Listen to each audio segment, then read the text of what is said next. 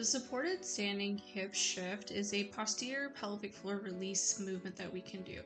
Starting by holding onto a sturdy structure such as your door frame or a power rack, you're going to have a Pilates ball or yoga block between the thighs, point the toes towards one another, and then shift the hips back to the wall behind you in a hinge-like fashion, almost thinking torso is more parallel to the ground.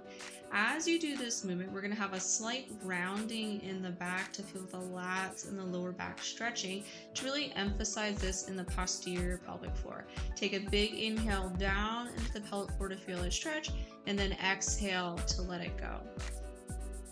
Moving on to the one-sided hip shift to release the posterior pelvic floor. So similar to the previous movement, we're going to do a hinge-like movement, so thinking torso towards the floor. The foot that's on the elevated surface is going to be opposite of the arm that you're supporting with.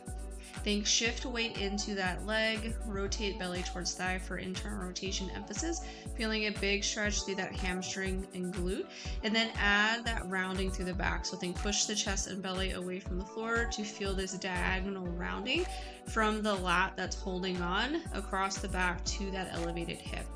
You'll do that for about 10 breaths and then you'll switch to the opposite side. So putting weight into the other foot, you can either elevate it or keep it down on the floor.